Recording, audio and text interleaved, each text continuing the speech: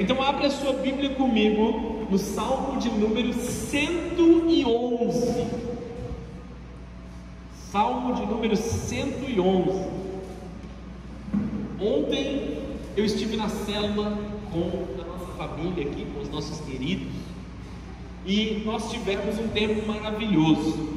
Se você não está indo na célula e você pode ir na célula, eu te aconselho, vá à célula. Amém, querido?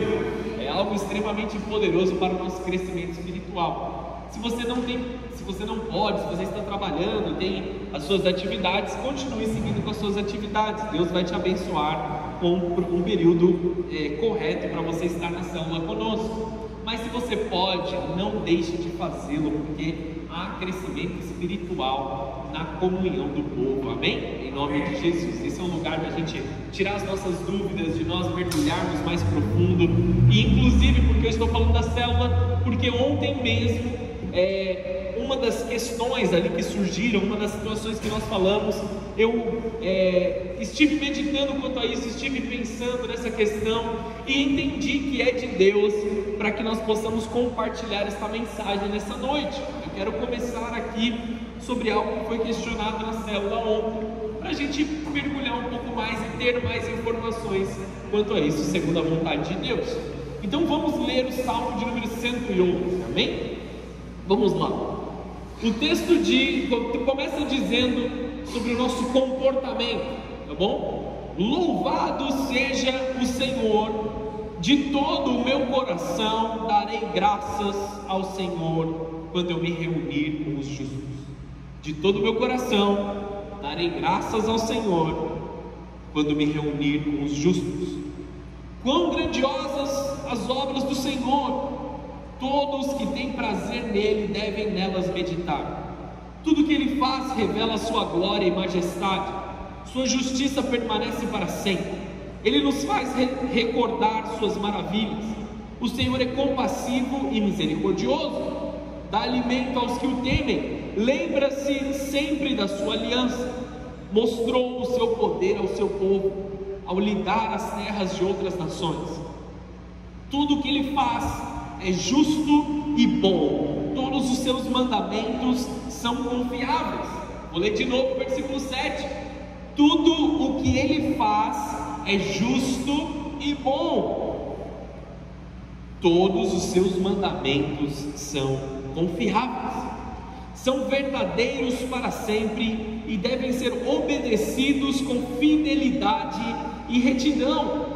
Ele pagou o resgate por seu povo e garantiu para sempre a sua aliança com eles. Seu nome é santo e temível. O temor do Senhor é o princípio do conhecimento. Todos que obedecem aos seus mandamentos mostram bom senso, ou mostram sabedoria, ou conhecimento. Amém, queridos? Deixa eu dar um panorama aqui sobre algo que nós estamos falando. O texto diz que tudo aquilo que Deus faz é bom, é confiável, é justo, é correto. Então, nós precisamos simplesmente confiar naquilo que Ele está fazendo. Se a vontade de Deus é maior do que a nossa vontade, se o conhecimento de Deus é maior do que o nosso conhecimento, se a sabedoria de Deus é maior do que a nossa sabedoria, ela é infalível, ela é inerrante, ela é verdadeira, ela gera vida, ela causa bênção, ela causa favor sobre as nossas vidas, ela gera dupla honra nos nossos corações. A primeira pergunta que eu quero fazer nessa noite: se tudo isso é verdade, por que nós somos tão resistentes em obedecer a Deus? Amém? Você está entendendo essa questão aqui, amados? Já comecei com a maior das polêmicas de todas. Se em Deus e na sua vontade tudo é bom, perfeito e agradável, tudo é completo, tudo é verdadeiro, por que existe em mim e em vocês uma resistência tão grande de obedecer a Deus? Nós precisamos pensar nisso, mergulhar nisso nessa noite. Eu quero que você entenda uma coisa: quando nós estamos falando do Antigo Testamento, nós não temos ainda uma revelação completa de Jesus Cristo. A palavra de Deus, ela revela Jesus sucessivamente, desde Gênesis até o nascimento de Cristo, relatado nos Evangelhos.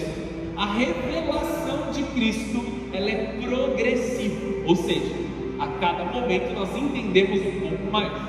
E esse texto nos revela o plano de salvação de Jesus nas nossas vidas. Ele diz que Deus é misericordioso e pagou resgate em favor de nós. Você consegue entender isso? Ele é misericordioso para com as nossas vidas, mesmo que sejamos desobedientes. Ele já pagou o resgate pela nossa desobediência, para que nós vivamos uma vida mais elevada em Cristo. Amém? Até então? Nesta noite nós vamos falar uma palavra cujo tema é fé consciente e intencional. Feche os teus olhos, abaixa a sua cabeça. Vamos mergulhar nessa palavra. Senhor Jesus, nós cremos na inerrância da tua palavra, nós cremos na verdade do teu evangelho, nós sabemos que o Senhor é a verdade e a vida, nós sabemos que o Senhor é poderoso para fazer todas as coisas cooperarem segundo a tua vontade.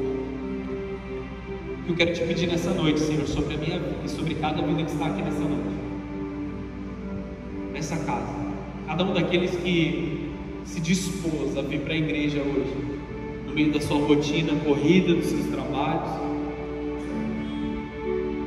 tira de mim e tira dos meus irmãos todo tipo de resistência a obedecer a tua vontade. Tira de nós, Jesus, toda carnalidade que nos impede de te encontrar na tua vontade.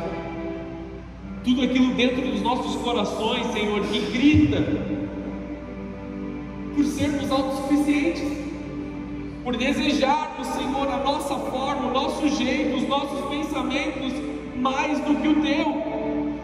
Mesmo entendendo que na tua infinita sabedoria, viver aquilo que o Senhor tem para nós é muito melhor do que aquilo que nós podemos fazer, que nós possamos cada dia mais, Senhor, deixar o teu Espírito Santo falar conosco e que nós sejamos dia após dia menos imediatistas, que nós possamos não ceder às nossas vontades momentâneas, que nós possamos não ceder às pressões momentâneas, sabendo que ainda que nós passemos por dificuldades e pressões momentâneas, elas não se comparam ao peso de glória que há de ser derramado sobre a igreja, sobre o remanescente fiel, sobre filhos que caminham no teu temor e na tua sabedoria. Senhor Jesus, eu clamo nessa noite por um coração obediente. Gera em nós sensibilidade a obedecer a tua vontade. Gera em nós sensibilidade ao coração do Pai. Jesus, nós clamamos não somente pelo teu amor, mas pela tua correção sobre as nossas vidas. Nós te amamos e nós desejamos ser intencionais na nossa fé, ser conscientes daquilo que nós estamos fazendo, não por copiar as coisas, mas por viver aquilo que o Senhor mesmo declarou sobre nós, em nome de Jesus. Amém. Amém. Você pode aplaudir o Senhor.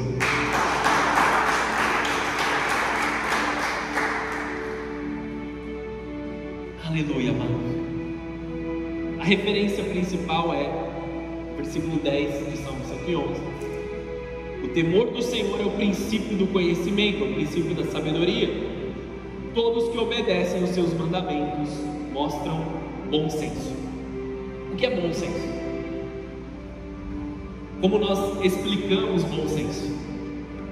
Nós podemos usar outras palavras, assimilar com sabedoria, mostrar que nós temos conhecimento, que nós sabemos aplicar o conhecimento, que nós somos temperantes nas nossas atitudes, nas nossas palavras, nós somos moderados, nós somos equilibrados em mostrar as nossas emoções, em mostrar o nosso posicionamento diante das coisas, firmes contra o mal, mas amorosos para com o nosso próximo, para com o nosso vizinho. Até aqui tudo bem? Então, amados, viver a vontade de Deus é ser bem-sucedido. Eu não quero me parecer com um coach nessa noite, porque o foco e o alvo principal não é que sejamos bem-sucedidos, mas obedecer a Deus necessariamente nos leva a ser bem-sucedidos. É simples, é uma realidade. Quando estamos debaixo do propósito dEle, da vontade dEle, aliançados naquilo que Ele colocou para as nossas vidas, naturalmente nós somos bem-sucedidos no chamado de Deus para as nossas vidas. Conforme Romanos 8, que nos diz: todas as coisas cooperam para o bem daqueles que são chamados segundo o seu propósito. Não é todas as coisas cooperam para o bem de qualquer um, mas para aqueles que estão vivendo o propósito do qual Deus nos chamou para viver. Como nós vivemos o propósito que Deus nos chamou? Através de obediência. Amém? Nós precisamos obedecer a Deus. Deus, Jesus, não deseja uma fé cega, mas uma fé consciente e intencional. O que é uma fé cega? Vamos falar aqui de forma mais prática, porque ontem eu fui acusado de ser teórico demais e eu precisava ser mais prático na minha explicação. Amém? Tá certo. Muito bem, faz parte às vezes. O que é uma fé cega?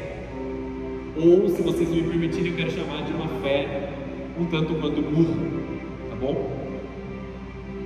Talvez você não tenha feito isso, mas certas pessoas, elas vão até um lugar que se chama casa lotérica, e elas compram ou fazem uma fezinha. Você já ouviu falar disso? Não tem muito aqui não, né? Tem só em outras cidades, em outros lugares, outros grupos de pessoas. Aí você vai fazer uma fezinha. Eu tenho fé que eu vou ganhar. Beleza, você tem fé.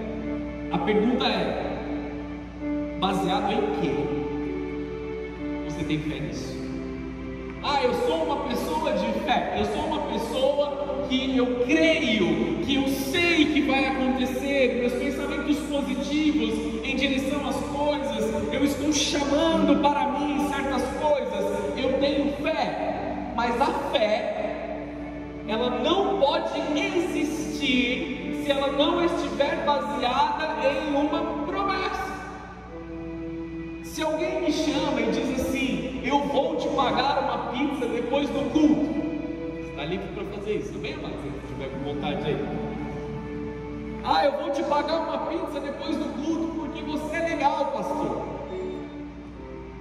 Eu tenho fé nessa pessoa que me disse, portanto, eu aguardo o momento da janta chegar.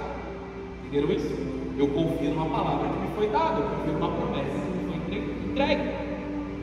Se não existe promessa, não existe fundamento para a fé. Nós cremos na promessa de Cristo, que nos redimiu, que nos livrou, que já morreu pelos nossos pecados. Ele vai voltar para nos salvar. Então nós temos uma base sólida da fé, porque Cristo é o caminho, a verdade e a vida. Amém? Então eu preciso basear a minha fé em uma promessa.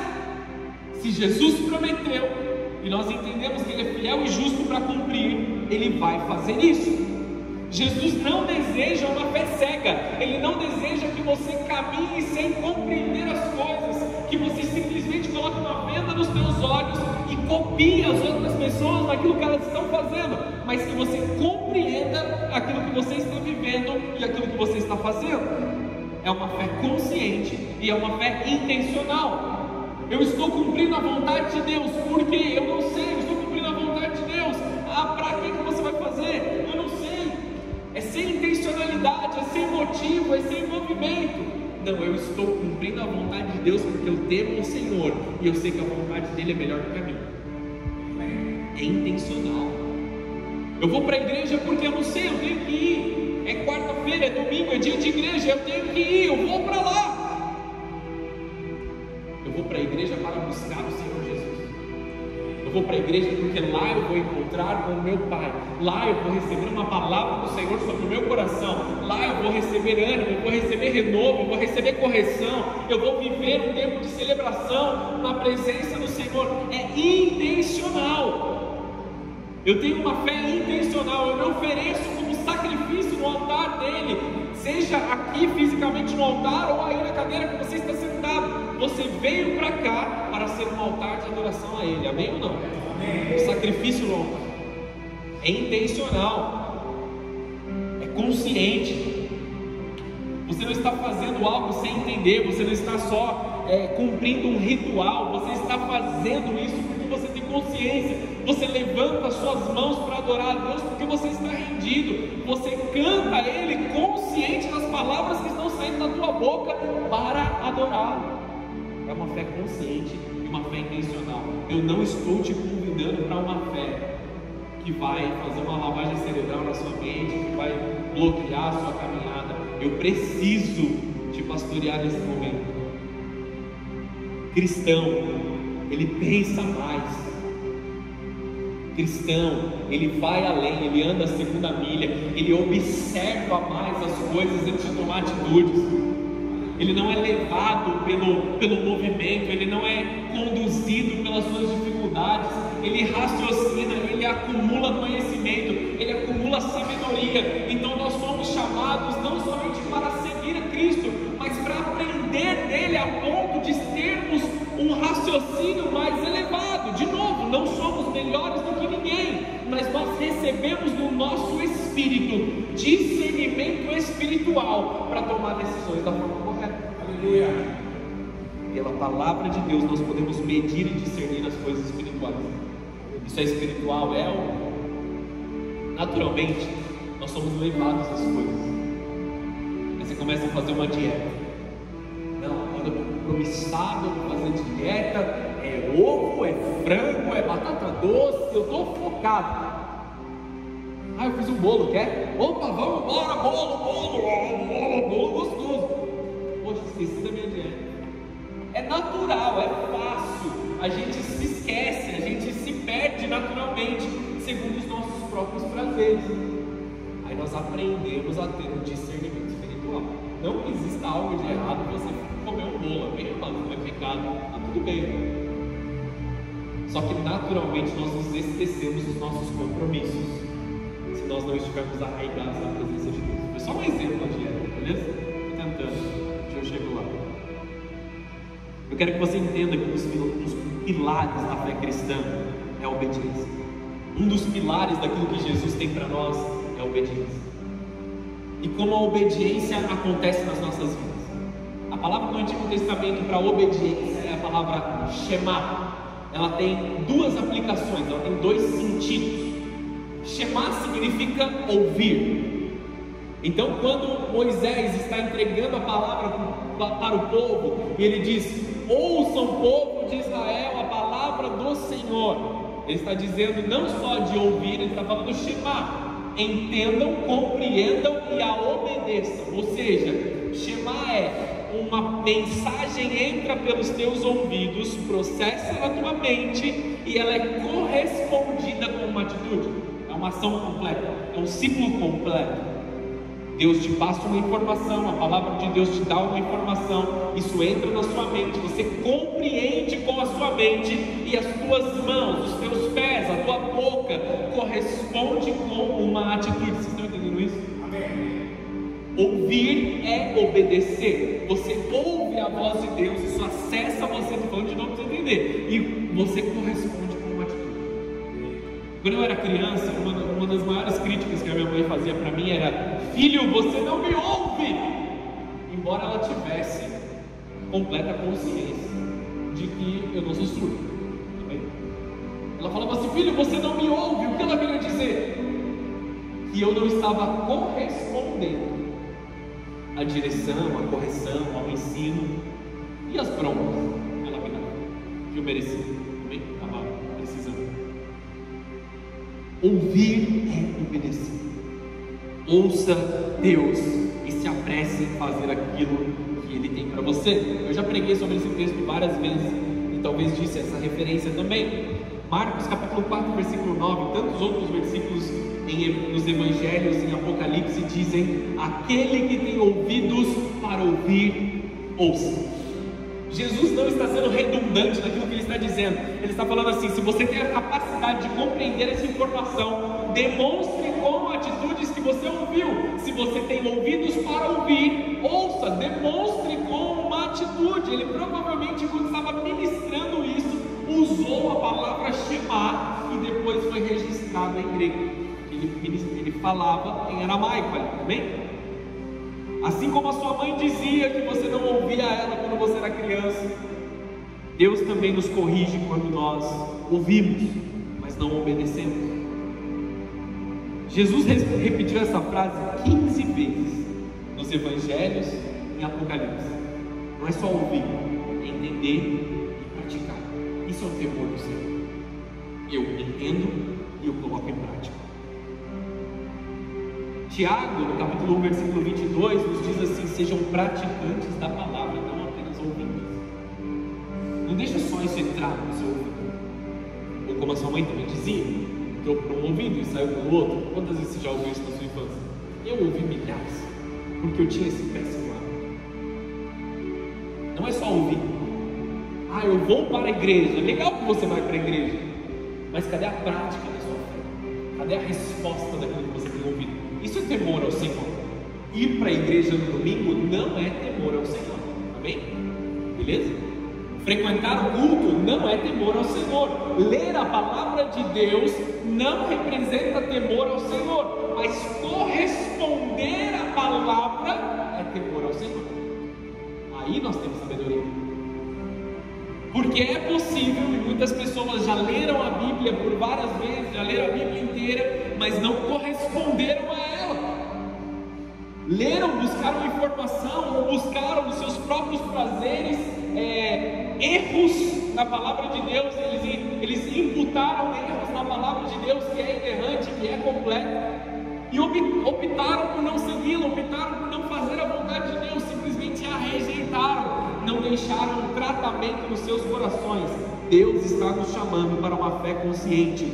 Fé não é ouvir e dizer amém, é ouvir e dizer sim, Senhor, eu compreendo e eu vou colocar em prática. Aleluia. Podemos dizer isso para Deus? Fé é uma atitude.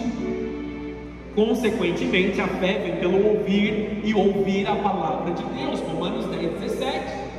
Eu ouço a palavra de Deus e eu coloco ela em prática, eu faço algo. Tiago também nos ensina: mostre a sua fé sem obras, e eu mostrarei a minha fé com as obras que eu tenho executado. É uma fé poderosa, é uma fé ativa, é uma fé verdadeira. Nós vemos os discípulos sendo poderosos em obras e em palavras, imitando aquilo que foi dito de Cristo Jesus. Ele era um varão profeta poderoso em obras e em palavras.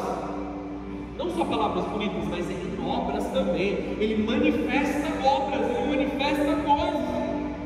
As pessoas veem uma diferença da forma com que ele fala, as pessoas veem uma diferença na autoridade que ele ministra, porque ele é obediente à palavra de Deus, flui de Deus.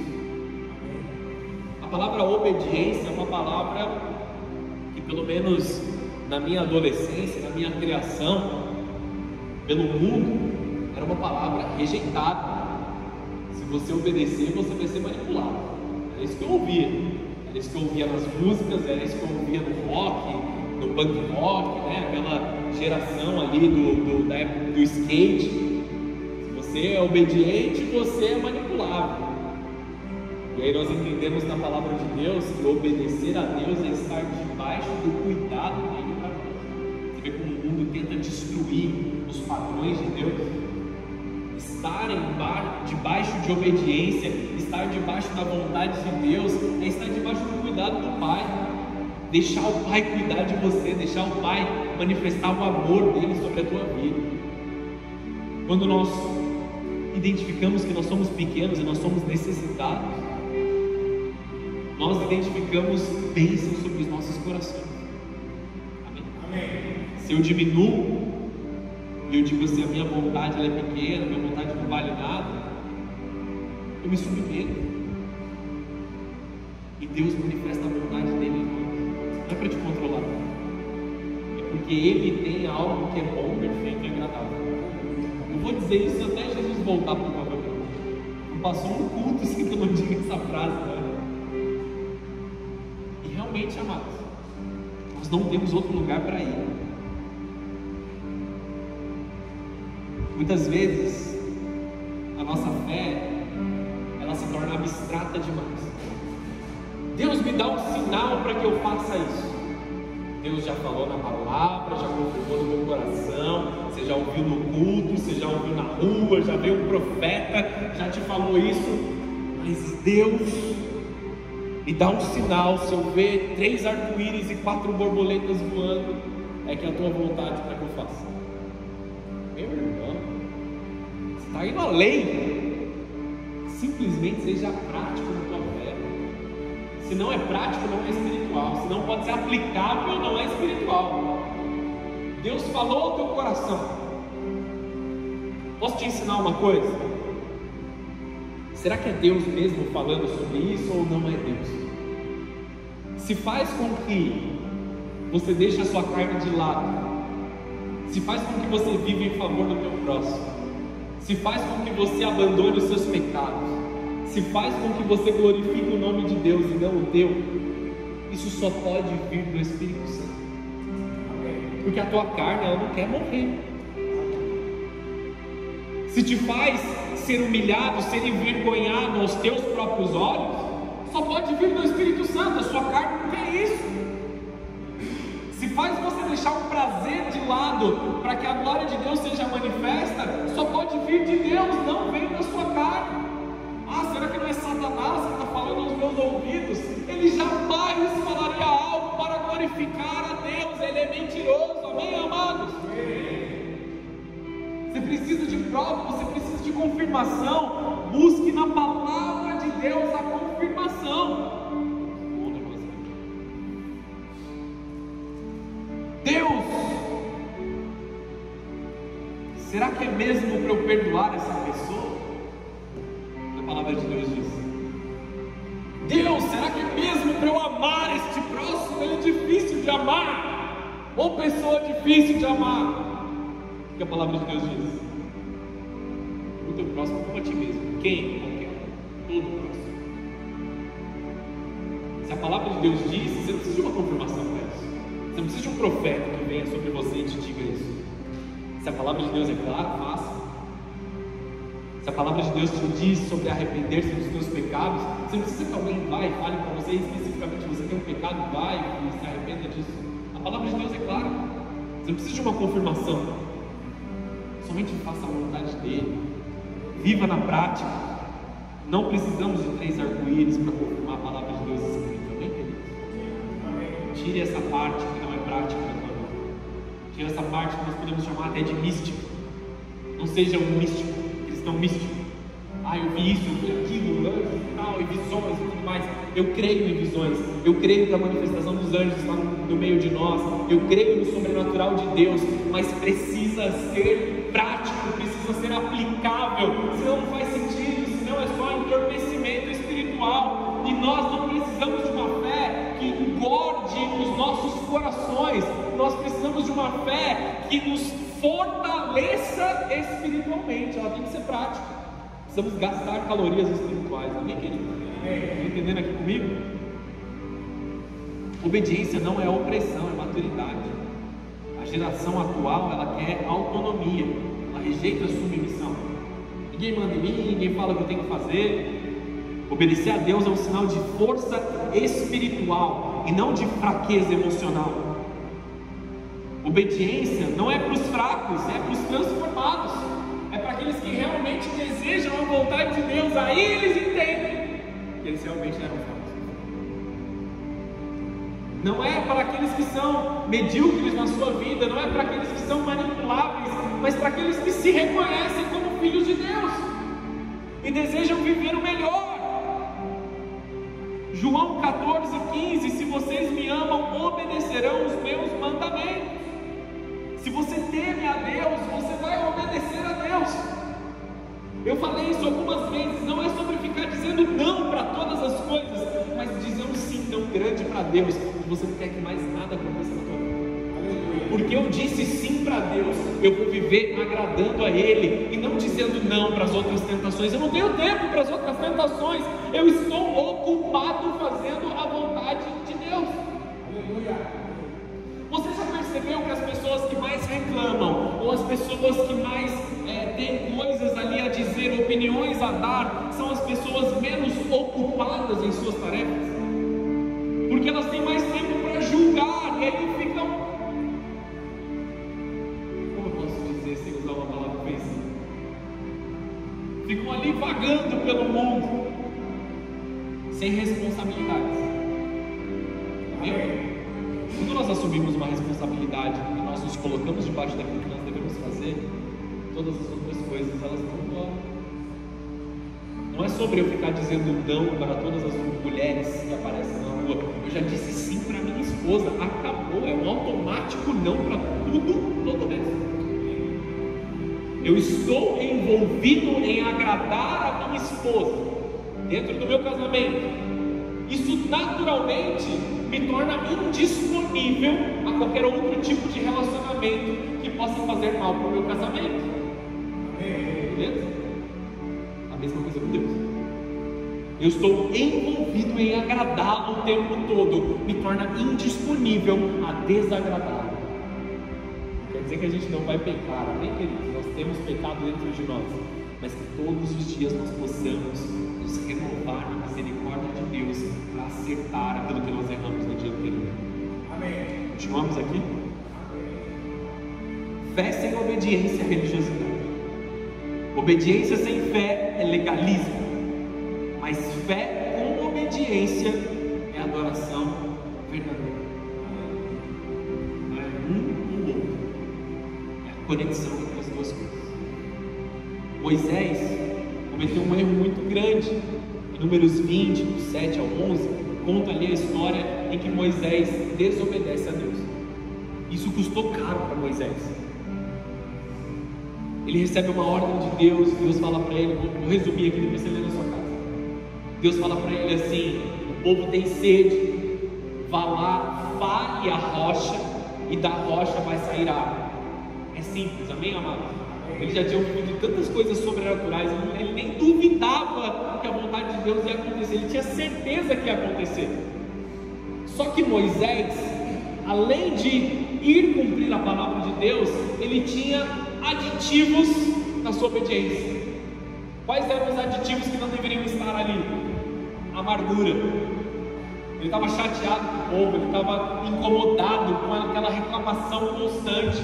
Embora ele crescesse piamente na vontade de Deus, ele conhecesse a Deus a fundo, sabendo que Deus ia derramar água sobre aquele povo, ele estava particularmente incomodado, e ele não tinha motivo nenhum para estar ali, porque Deus era sobre a vida dele. Eles não estavam rejeitando Moisés, eles estavam rejeitando a Deus. Vocês estão entendendo isso aqui?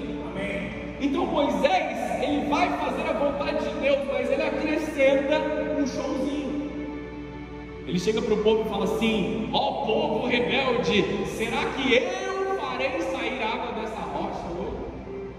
A palavra de Deus que diz isso, eu aumentei nessa parte. Aí ele vai e fere a rocha, e bate na pedra. Não foi o que Deus mandou. Deus é misericordioso. Deus fez com que a água jorrasse da rocha, e o povo bebeu, por amor ao povo. Porque Deus não queria punir, Deus não queria a atitude de Moisés naquele momento. Moisés foi rejeitado por Deus, porque ele acrescentou algo à vontade de Deus. Ele acrescentou o eu dele na vontade de Deus. A vontade de Deus se cumpriu para todo o povo, mas Moisés foi barrado por Deus de entrar na terra prometida. Nossos sentimentos nos atrasam de viver o melhor de Deus. Os nossos sentimentos nos tornam desobedientes à vontade de Deus, se eles não forem tratados na própria vontade de Deus. Submeta os seus sentimentos ao Senhor. Obediência parcial é uma total desobediência na presença de Deus. Vou repetir: obediência parcial é uma total desobediência para Deus. Ah, eu cumpro 9 dos 10 mandamentos, mas adultério eu não cumpro muito bem. Ah, eu cumpro 9 dos 10 mandamentos, mas honrar o meu pai, você não sabe o que o meu pai me fez. Eu cumpro 9 dos 10 mandamentos, mas eu tenho um problema com a mentira. Sabe como é? É o meu espinho na carne. Amados, não é sobre isso que Paulo estava falando, do espinho na carne. Ele estava sendo atormentado por uma tentação, mas não o levava a cair na tentação. Se você obedece 9 e desobedece 1, é o mesmo Deus que você está desobedecendo, ou seja, é uma total desobediência a Deus. Eu sou obediente a Deus em tudo, menos nisso. Esse foi o motivo que o jovem rico caiu. Eu conheço todos os mandamentos, Jesus. Eu sei de tudo, eu honro meus pais, eu não levanto falso testemunho, eu faço isso, aquilo, ali, tudo outro. Vende seus bens, entrega aos pobres, vem e me segue. A desobediência deles impediu ele de seguir Jesus. Continua aqui comigo? Amém. Ah, mas e se eu fizer isso? Eu posso magoar o meu irmão. Se eu fizer aquilo e obedecendo a Deus, sabendo aquilo que eu tenho que fazer, sabendo aquilo que é mais importante para a minha família, que Deus me deu como prioridade, eu posso entristecer meu irmão, eu posso entristecer meus pais, eu posso machucar as pessoas ao meu redor, fazendo isso que Deus me falou. Lembrem-se, a vontade de Deus é boa, perfeita e agradável. Se é realmente teu amigo, ele não terá problema nenhum em que você obedeça ao Senhor sobre todas as coisas, em que você cuide da família que Deus te deu sobre todas as coisas, em que você submeta a vontade do Senhor sobre todas as coisas. Ah, se eu passar a caminhar dessa forma, os meus amigos vão deixar de sair comigo à noite, ou eu vou perder tal relacionamento, talvez eu perca ali esse namoro, esse flerte que eu estou vivendo, se eu me submeter a Deus. Amados, se você perder essas coisas por causa de Jesus, eu preciso te dizer que você está ganhando e não perdendo, porque não foram originárias a Deus. Eu de fato perdi muitos amigos depois que eu comecei a caminhar com Deus. Eles começaram a parar de me convidar, eles começaram a parar de me chamar para fazer as coisas. E eu entendi que isso foi um presente de Deus para mim. Doeu no começo, mas eu entendi que isso foi um presente de Deus para mim. Porque eu comecei a caminhar na profundidade de Deus, e Deus começou a acrescentar amigos de vários lugares, amigos de várias cidades diferentes, pessoas maravilhosas na minha vida, pessoas que eu tive a oportunidade de abençoar, pessoas que me abençoaram, pessoas que eu ensinei, pessoas que me ensinaram, e eu comecei a crescer em fé, quando eu simplesmente escolhi ser amigo de Jesus em primeiro lugar, e Ele me apresentou os amigos dele. Aleluia! Deixa Jesus apresentar para você os amigos dele. Deixa Jesus fazer conexões celestiais sobre a tua vida e quebrar conexões que não deveriam existir. Não é sobre você parar de andar com as pessoas erradas, é sobre você começar a andar com Jesus mais intensamente. Ah, vou ficar sem tempo. Acontece. Você está ocupado em alcançar os céus, em alcançar a glória de Deus, em adorar o Senhor. Vocês estão entendendo essa palavra que está fazendo sentido? Deus não quer que você age com base naquilo que funcionou antes. Ele quer que você obedeça o que Ele está te dizendo agora. Que a palavra de Deus se renova sobre as nossas vidas. Nós crescemos de graça em graça. Eu prego há muitos anos, e eu não posso sentar no conforto de pregar como eu pregava no início. Eu não posso me sentar no conforto de viver a minha vida de oração como eu vivia há 10 anos atrás. Eu preciso crescer em oração, crescer em ministração todos os dias. Aqueles que estão mais próximos de mim ali, aqueles que a gente está conversando mais, todo dia eu falo, eu li um livro, eu assisti tal pregação, eu fiz isso, eu fiz aquilo. Aí hoje eu até fiz uma brincadeira com o pessoal, sem má intenção, o pessoal do louvor aqui. Ah, você viu a luta de não sei o que, você viu não sei o que. Eu falei, não, acho que eu estou assistindo pregação demais. Não tive tempo para ver as outras coisas. De fato, eu nem sabia dos negócios que eles tinham falado aqui. E não é por mal, para mostrar que eu sou mais crente do que eles. Amém, querido? Amém. Na verdade, eu só estou envolvido nessas coisas. Estou ficando sem tempo para fazer algumas outras coisas. Mas eu estou vivendo o melhor de Deus também. Tem como melhorar? Muitão. É um longo caminho ainda para percorrer. Mas a obediência nos leva a viver como os heróis da fé de Hebreus viveram. Os heróis da fé, se você entra ali depois em Hebreus 11, você lê todo o texto lá na sua casa. Começa identificando fé em nós. Mas porque eles creram, eles viveram grandes coisas. porque eles creram, porque eles se submeteram, porque eles obedeceram, eles viveram grandes coisas. Existe ainda espaço no hall da fama da fé, para mim e para você, vivemos a vontade de Deus. Obediência e perdão caminham juntos. Obediência e amor ao próximo caminham juntos. Obediência e caridade caminham juntos. Obediência e oração caminham juntos. Obediência e prioridade naqueles que são prioridade caminham juntos. Obediência e caminhar com a igreja caminham juntos. Obediência e aliança com o Senhor caminham juntos. Obediência e as amizades corretas caminham juntos. Talvez me faltam mais exemplos, mas o Espírito Santo deve estar te dizendo alguma coisa no teu coração agora. Perdoar também e obedecer a Deus. Né? Vamos entrar nesse tema aí, senão eu me empolgo e aí a gente se alonga. Você não pode esperar o momento certo para cumprir a vontade de Deus. Você tem que simplesmente fazer aquilo que Ele te falou. Quando eu estiver pronto, quando for a hora. Quando eu sentir que eu devo, você nunca vai sentir. Sua carne não quer morrer. Sua carne quer ser autopreservada. Deixa Deus fazer a tua vontade. A vontade dele na tua vida. Deixa Deus fazer a vontade dele. O Espírito Santo, ele gera obediência em nós. Hebreus 2:1 diz assim: por isso é preciso que prestemos maior atenção ao que nós temos ouvido. De outra forma nós escaparemos se nós ignorarmos estas palavras. Como nós escaparemos? O que vai sobrar para nós? Qual é a outra opção que nós temos se nós ignorarmos a palavra de Deus? Feche os teus olhos, abaixa a sua cabeça. Quero fazer uma oração com você. Quero te chamar a esse compromisso, como no começo do culto.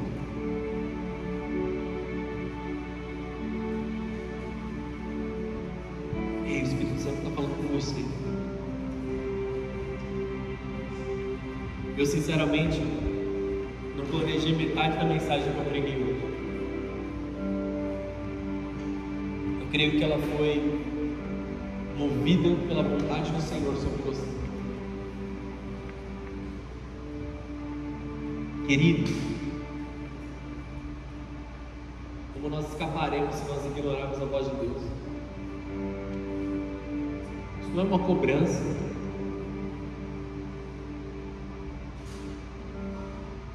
Eu me coloco aqui como alguém que já teve muita sede, encontrou água e está oferecendo para outras pessoas que estão com sede agora. Eu sei o que é ter sede. Sede da palavra de Deus, sede de uma vida satisfatória, sede de plenitude no meu coração, sede de me sentir completo. Queridos, eu fui saciado. Eu fui saciado pelo meu Pai, pelo meu Senhor, pelo meu Jesus. E eu tive que entrar em direção a Ele. Eu saí do meio dos sedentos. E eu quero te convidar nessa noite: saia do meio dos sedentos. Saia do meio daqueles que se contentam com uma migalha. Porque as coisas ao meu redor não mudam, porque as pessoas ao meu redor não mudam, porque eles estão contentados com uma migalha. E talvez, amados, você precisa sair desse meio, se abastecer da água que flui do trono de Deus, para que depois você volte e cause mudança. Se fortaleça em Cristo em primeiro lugar, depois volte. Eu não sei para quem é essa mensagem, mas nós costumamos erroneamente dizer que Jesus sentava na mesa com prostitutas, com publicanos, com fariseus, com bêbados, com tantas outras pessoas. A questão é que ele sim se sentava à mesa com essas pessoas. Só que quando eles levantavam da mesa, eles não eram mais dessa forma. Eu vou sentar na mesa lá Porque Jesus também fazia isso.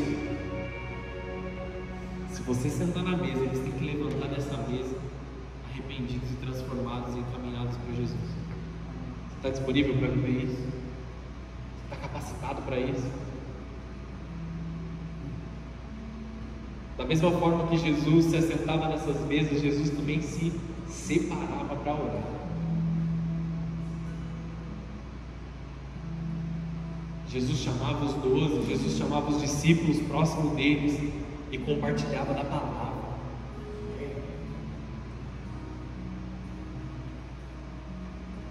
Deixa eu te pastorear nesse momento.